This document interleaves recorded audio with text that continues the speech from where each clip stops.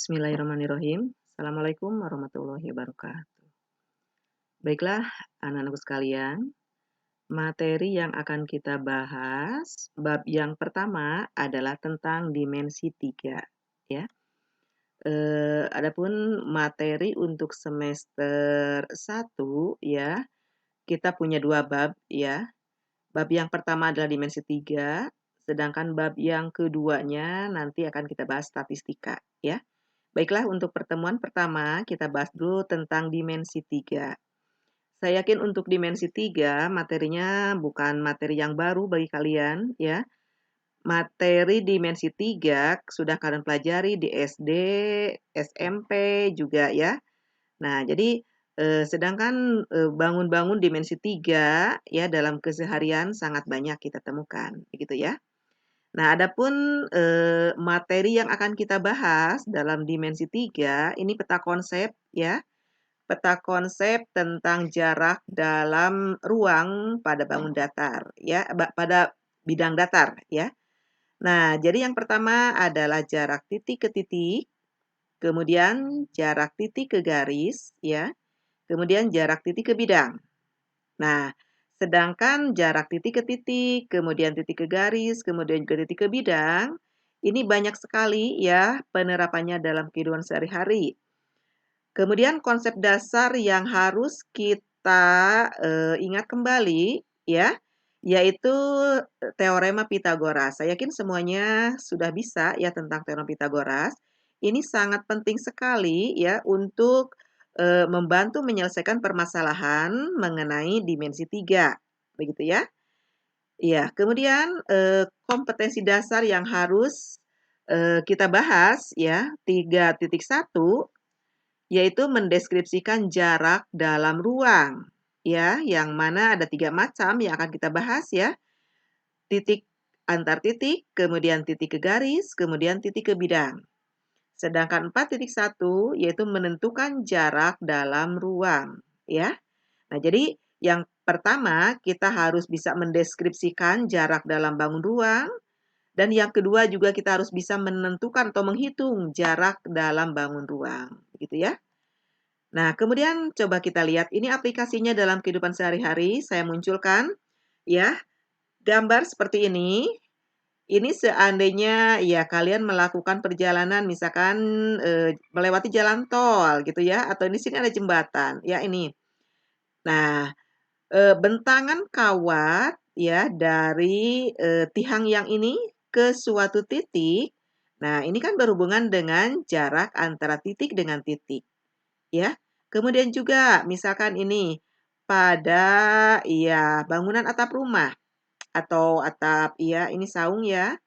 Nah, seandainya misalkan kita akan memasang ini usuk-usuk ya, ya, nah ini kan berarti bisa kita hitung juga ini adalah jarak antar titik, ya. Nah, ini sebagai aplikasi dalam kehidupan sehari-hari, ya.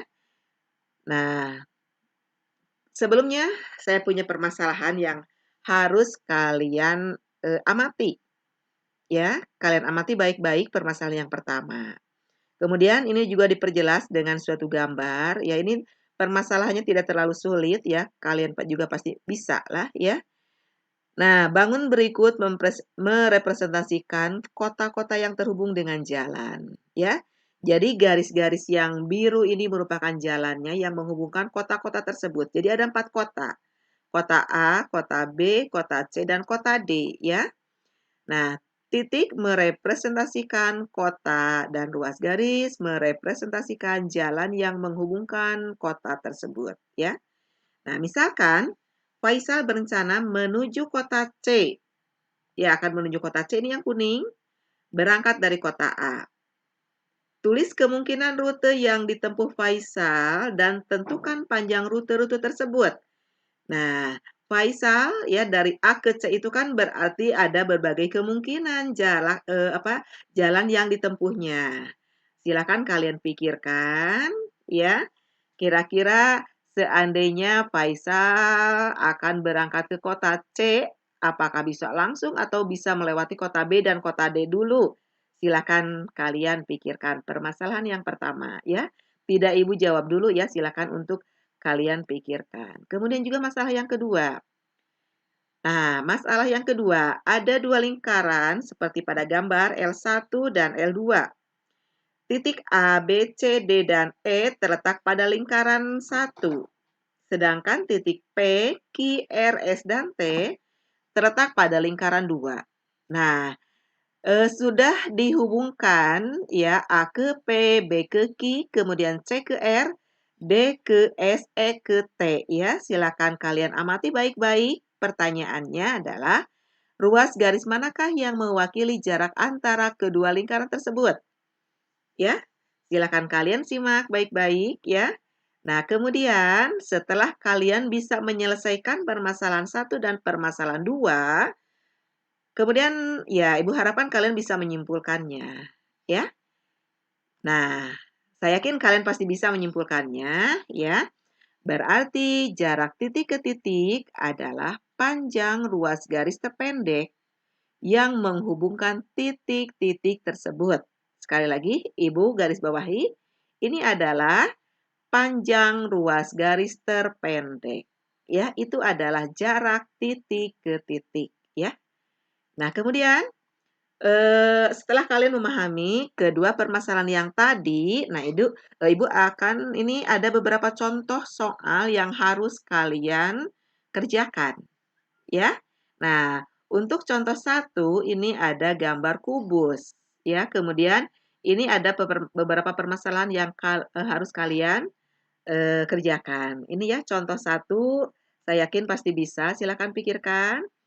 Kemudian juga contoh 2 juga ini adalah permasalahan yang bisa kalian temukan dalam kehidupan sehari-hari ya. Andi mempunyai kamar tidur yang berukuran 3 kali 3 kali 4 meter ya. Nah, tepat di tengah plafon kamar Andi akan dipasang lampu. Jika saklar lampu diletakkan tepat di tengah salah satu dinding kamar, berapakah jarak dari lampu ke saklar? Ya. Nah, jadi misalkan ini kan lampu, ya, lampu ada di tengah-tengah ruangan tersebut. Kemudian saklar akan dipasang di tengah-tengah dinding, misalkan ya, perkiraan misalkan di sini dekat gambar sini, ya, misalkan. Kalau kalian kebingungan, ya, boleh kalian buatkan ilustrasi gambarnya, ya.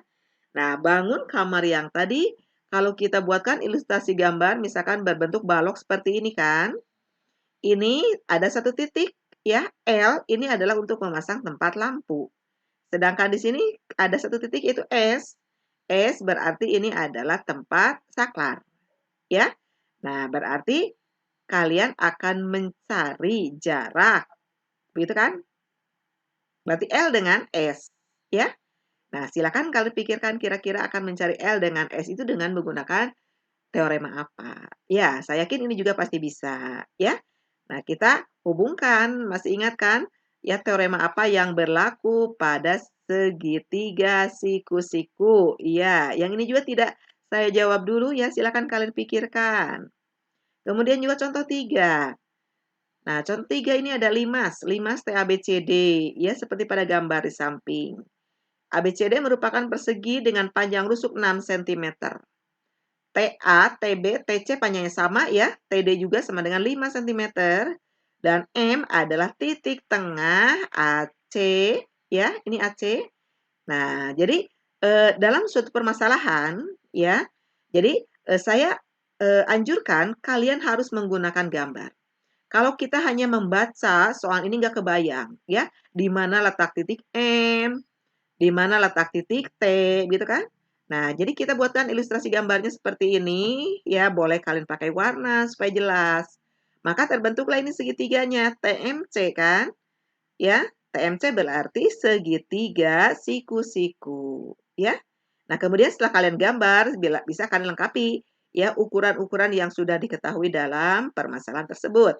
Nah, berarti ya yang akan kalian cari adalah jarak titik T ke M. Ya, nah jadi ilustrasikan dengan gambar ya. Ya, kemudian kalian juga pasti bisa merangkum dari permasalahan yang tadi ya. Ya, ini rangkumannya ya. Jadi jarak titik ke titik adalah panjang ruas garis terpendek yang menghubungkan titik-titik tersebut. Dalam geometri, jarak dua bangun didefinisikan sebagai panjang luas garis terpendek yang menghubungkan dua titik pada bangun-bangun tersebut, ya. Iya, nah kemudian ada 5 latihan soal yang harus kalian kerjakan, ya. Mudah-mudahan paparan yang Ibu berikan yang tadi, Ibu sengaja dalam memberikan permasalahan-permasalahan yang tadi sebagai pengantar, tidak Ibu selesaikan dulu ya, supaya kalian berpikir. Kemudian setelah kalian menyimaknya, kemudian sengaja, apa, rangkumannya juga udah saya munculkan, begitu ya. Silakan kalian coba 5 soal, ya silakan kalian kerjakan. Begitu ya. Iya, terima kasih atas perhatiannya, ya. Selamat mengerjakan latihan soal. Ya, sekian dulu ya. Assalamualaikum warahmatullahi wabarakatuh.